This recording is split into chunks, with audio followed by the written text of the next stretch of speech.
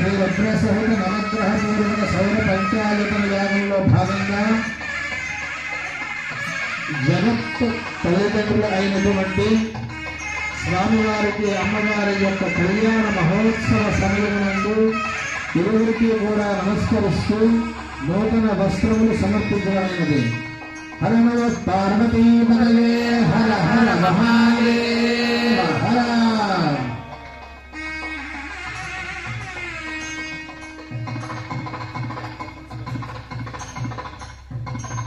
హర నమ పార్వతీపతయే హర హర మహాదేవ హర.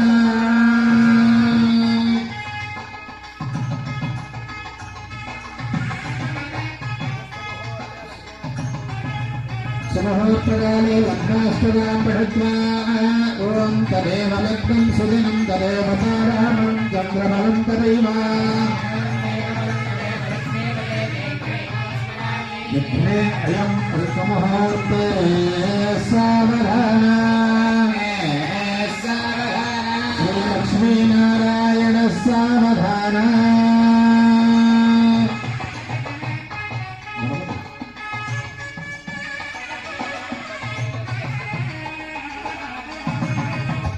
భూగర్భజాతా భువనేకమాతా మధోమరాభ్యాం వరదా భవంతో శుభలక్ష్మీ సావధాన శుభేశ్వర విఘ్న విధానకారే నిర్విఘ్నకార్యే శుభలో జగత్తాం మధురేశ్వరోభ్యాం వరదా భవంతో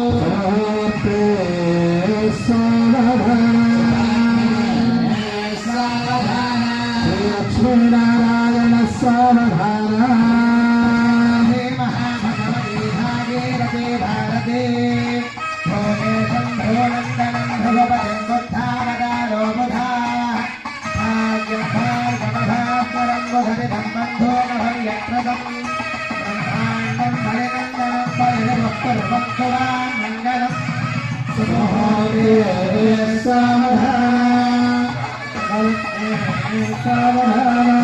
లక్ష్మీనారాయణ సావధాన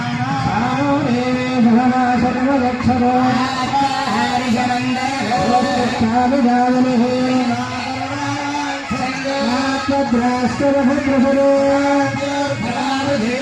విశ్వవిరంజనో రాజా విశావయో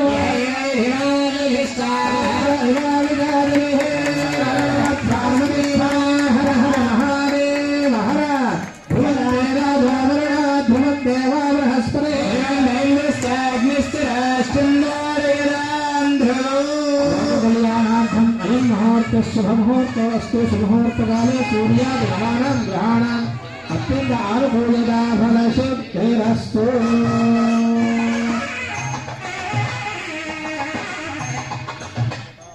తరంగా మాంగళ్య గౌరీ పూజాం కరిష్యే.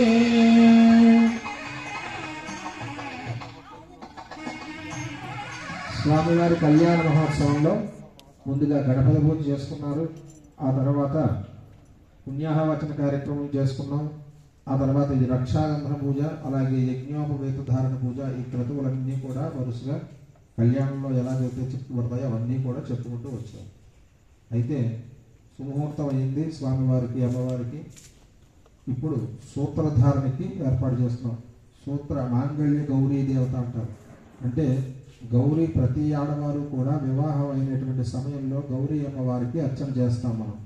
ఆ గౌరీ అమ్మవారి యొక్క అర్చన అంటే ప్రతి ఒక్క భర్త కూడా సకల ఐశ్వర్యములతోనే ఉండాలి అని చెప్పి ఎవరైతే వివాహం చేస్తున్నామో వారు ప్రతి ఒక్కరు కూడా గౌరీ పూజ చెయ్యాలి. చేస్తేనే వారి యొక్క సౌభాగ్యము, అలాగే వారి ఇంట్లో లక్ష్మీప్రదమైనటువంటి కళ ఎప్పుడూ కూడా ఉంటుందన్నమాట వైవాహిక జీవితంలో. అయితే మనకి వాగర్ధ వివసంపృక్తౌ వాగర్ధ ప్రతిపత్తయే జగత పుతరౌ వందే పార్వతీ పరమేశ్వరు. మన యొక్క పిల్లలకి మనం తల్లిదండ్రులు, కానీ జగత్ అంతటికి కూడా తల్లిదండ్రులు ఎవరయ్యా అంటే పార్వతీ పరమేశ్వరులే జగత్తంతటికి కూడా తల్లిదండ్రులు. ఆయన ఏది కోరుకోడు. విష్ణుమూర్తి కూడా ఇంకా ఆయనకి రకరకాల కోరికలు ఉంటాయి. ఈ రకంగా అలంకరణ చేయాలి, ఈ రకమైనటువంటి ద్రవ్యాలు సెంట్లు పన్నీర్లు ఇవన్నీ కూడా వాడాలి అని ఆయనకు ఉంటాయి తప్ప ఈయనకి కేవలం ఏంటయ్యా అంటే త్రిదళం త్రిగుణాకారం త్రినేత్రం చ త్రియాయుధం త్రిజన్మ పాప సంహారం ఏక బిల్వం శివార్పణం. ఒక్క బిల్వదళం సమర్పిస్తేనే 3 జన్మలో చేసినటువంటి పాపములన్నీ కూడా హరింపబడతాయి అని చెప్పబడతాయి. ఆయన ఎక్కువ ఏది కోలుకోలేదు, కేవలం ఒక్క గంగాజలం. ఆ గంగాజలంలోనే బిల్వదళాన్ని వేసి ఆయనకి గనక సమర్పించినట్లయితే చక్కటి ఫలితాన్ని ఐశ్వర్యం ఈశ్వరాదిచ్చేత చెబుతున్నాం. ఐశ్వర్యాన్ని ఇచ్చేవాడు ఎవరు? ఈశ్వరుడు మాత్రమే ఇవ్వగలడు. అది ఆయన అభిషేకం చేసేటప్పుడు కూడా ఆయనకి నమస్తే నమ సర్వంతే నమో నమ శిశుకుమారాయ నమ అని చెబుతుంది మనకి వేదం. మనం ఆయనకి అభిషేకం చేసేటప్పుట 3 నెలల బాలుడు ఎలాగుంటే ఉంటాడో అంత చిన్న పిల్లాడు అయిపోతాడు అనమాట. ఆయన ఆ రకమైనటువంటి దాంట్లోకి వచ్చి చిన్న పిల్లాళ్ళ వచ్చి మనని ఆశీర్వదిస్తాడు అని చెప్పి మనకి చెప్పబడుతుంది. ఎందుకంటే చాలామంది అనుకుంటారు ఆయన ఏముందండి, ఆయన అర్చన చేస్తే ఆయన ఎప్పుడు చూసినా రుద్రభూమిలోనే ఉంటాడని. ఆయన రుద్రభూమిలో ఉన్నాడు కాబట్టే ఈ రోజు లోకం అంతా కూడా ఇంత క్షేమంగా ఉందన్నమాట. ఆయన ఆ రుద్రభూమిలో ఉండడానికి కారణం కూడా ఏంటయ్యా అంటే రుద్రభూమిలో ఆయన తాండవం చేస్తూ ఉంటే భూత ప్రేత పిశాచాలన్నీ కూడా ఆ తాండవాన్ని చూస్తూ అక్కడే ఉండిపోయాయి. ఆయన అక్కడ లేడని మొత్తం ఊరినంతా కూడా నాశనం చేసేస్తాయి అన్నమాట. అందుచేత ఆయన ఇచ్చేటువంటి ఐశ్వర్యాన్ని కానీ ఎవ్వరూ కూడా ఏ భగవంతుడు కూడా ఎవ్వరూ కూడా ప్రసాదించలేదు. అందుచేతనే సృష్టి మొత్తానికి కూడా వారిద్దరూ కూడా తల్లిదండ్రులు అయ్యారు అనమాట. వారిద్దరు ఇప్పుడు మన ఒక ఫ్రెండ్స్ ఎవరైనా ఇంకోళ్ళు ఎవరైనా చూడండి, ఎక్కడికైనా షాపింగ్ వాళ్ళకి వెళ్దామంటే వెంటనే వస్తారు, సినిమా హాల్కి వెళ్దామంటే మాత్రం అందరూ వచ్చేస్తారు. రుద్రభూమి అనేటప్పటికి ఎవడూ రాడు. రుద్రభూమి అంటే ఈశ్వరుడు నివసించేటువంటి స్థానం అనమాట. రుద్రభూమి అంటే అంత విశేషమైనటువంటి అది కనపడితే అక్కడ నమస్కారం చేయాలి తప్ప అక్కడ దూషించకూడదు ఎప్పుడు కూడా. ఆ రుద్రభూమిలో ఎవరైనా సరే రుద్రభూమికి వెళ్ళాల్సినటువంటి వాళ్ళే. అక్కడ ఎప్పుడైతే కనపడిందో అక్కడ నమస్కారం చేయాలి. దీంట్లో మనం అంతా కూడా కరెక్ట్గా మనం గమనించినట్లయితే ఒకటి గమనించండి, ఎప్పుడు కూడా మనిషి కాలం చేసిన తర్వాత రుద్రభూమికి తీసుకెళ్తారు తప్ప రుద్రభూమిలోకి వెళ్ళి కాలం చేయడు. అదొక్కటి గుర్తుపెట్టుకోవాలి మనం. అందుచేత భూమి అంతా కూడా రుద్రభూమి కిందే లెక్క మనకి. వాడు ఎక్కడికి గతిస్తాడో తెలియదు, అది ఎక్కడైనా అవ్వచ్చు, ఏ స్థానమైనా అవ్వచ్చు. అది దానికి మనం దూరంగా ఉంటాం. అదే కాశీ పట్టణంలో చూడండి, ఎవరైనా సరే ఏ వ్యక్తి అయినా సరే దాంట్లో బంధుత్వంతో సంబంధం లేదు. ఇది ఒక కార్యజయంగా వాళ్ళు పరిగణించి వాళ్ళు ఎవరైనా సరే సహకారం తీసుకుని ఆ సమయానికి ఎవరైనా సరే తీసుకువెళ్తారు. అక్కడ ఉన్నటువంటి వాళ్ళు కాశీ పట్టణంలో ఇటువంటివి ఏవి ఉండవు. పక్కన నుంచి వెళితే స్నానం చేయాలి. ఇవన్నీ ఎందుకయ్యా అంటే ఆ జీవుడు మన యొక్క శరీరంలో మన దేహంలోంచి జీవుడు వెళతాడు కాబట్టి మనం కొంచెం ఆ సమయానికి ఏ క్రతువులో కానీ అయినా పాల్గొన్నట్లయితే మీరు పూజ చేసుకోండి. ఏ క్రతువులో అయినా సరే పాల్గొన్నట్లయితే మరి దైవ కార్యక్రమానికి వెళ్తున్నప్పుడు మరి శుద్ధిగా ఉండాలి కాబట్టి మనం చేయడం తప్ప అంతకు మించి అది పెద్ద దోషం అయితే ఏమీ కాదు. ఎప్పుడు కూడా జ్ఞాపకం పెట్టుకోండి. చాలామంది అక్కడికి వెళ్ళి వచ్చామండి, ఇలా చేయొచ్చాండి, వాళ్ళని చూసామండి, వాళ్ళు ఎదురుపడ్డారండి, ఇవేమీ కూడా ఎక్కడ కూడా శాస్త్రాల్లో ఉన్నటువంటివి కావు. ఇవి మన వాళ్ళకు పెట్టుకున్నటువంటివి అన్నమాట ఆచారాలు. ఇవన్నీ అటువంటివి ఇప్పుడు కూడా అవి తీసుకున్నామంటే వారు ఎవరైతే గతించిన వారు ఉంటారో వాళ్ళు నారాయణ స్వరూపం అనమాట. అంటే నారాయణ స్వరూపం అంటే నారాయణని దూషించినట్టు అనమాట. మనం చేసేటువంటి మన నోటిలోంచి ఎటువంటి చెడు మాట కూడా రాకూడదు. అటువంటి సమయంలో ఎప్పుడూ కూడా కనపడగానే నమో నారాయణాయ అనే నారాయణ నామస్మరణ చేసి దండం పెట్టుకున్నట్లయితే మన యొక్క వంశం అంతా కూడా అభివృద్ధి అవుతుంది అని చెప్పబడుతుంది మనకు. అమ్మా ఇప్పుడు సూత్రధారణ అవుతుంది. అంటే కాలాతీతం అయింది కాబట్టి ఎక్కువ చెప్పట్లేదు, అంతే, అంతకన్నా ఏమీ లేదు. సూత్రధారణ అవుతుంది. అమ్మా నాన్న ఏంటంటే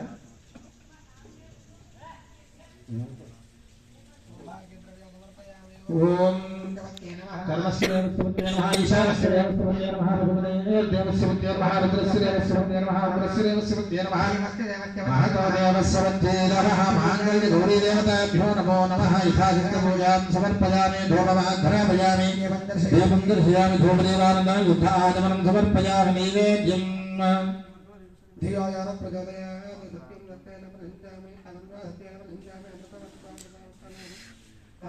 దేవతాయ నమః సాక్షరం దేవో బ్రహ్మస్పహ